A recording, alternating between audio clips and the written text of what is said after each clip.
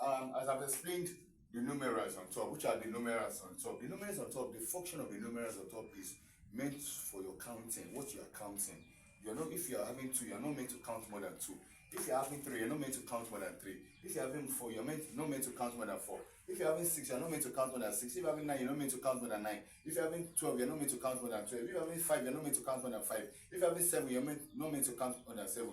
What does this count? The counts are meant to be in the measure or in the bar. That is, the measure is to tell you what is going to be the measure. That is how many counts are going to be the measure.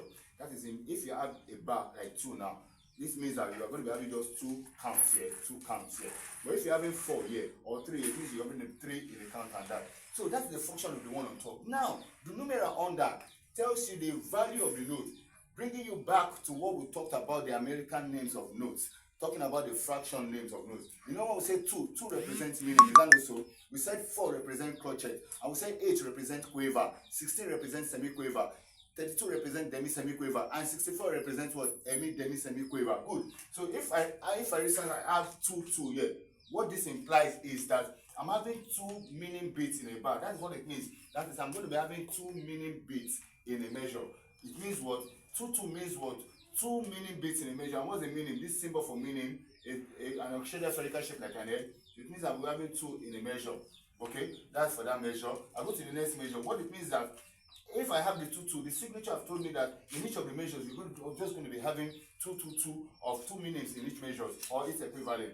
So if I have this, so I can have these 2 and have its equivalent as 2 crochet makes a meaning. Am I right?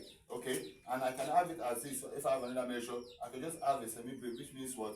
2 meaning makes a semi-brief. You see, this is corresponding. I can have a double bar line to end this section, which means what? This is a metric. Oh, another name for time signature is a metric. Okay, this is the metric for this bars or these measures. What's the metric for the measure? 2. What does it imply? 2 meaning bits in a measure. You must use that statement. 2 meaning bits in a measure. So if I should change the 2 under and I put 4, what it means is it's going to affect this one, which is what? This is going to be shaded, okay, and this is going to be quavers, and this will be shaded, and this is going to be this. What does it mean? It means what? 2 crochet bits in a measure or its equivalent. This is 2 quaver makes 1 crochet. This is 1 and this is 1. Okay, so this is 1 crochet and this is 1. So you have 1 and you have 2. And this one, how many crochets makes a meaning? 2. You already having 2 already there. So that is what is complete in that measure. This is complete also in the measure, 2 crochet bits.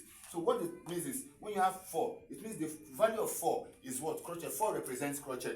And the one on top tells you how many of the crochet that will be in a measure. Okay, can you see the function of the 2? So that one is telling you those fractions that the American calls. It will change, can change. If I have 4 here, it means crochet. If I have 8 here, it means quaver. If I have 16 here, it means semi-quaver. If I have 32 here, it means demi-semi-quaver. If I have 64 here, it means demi-semi-quaver. So if I'm having this, it means like that. So I hope you understand that. I'll throw more light in the next video. Thank you.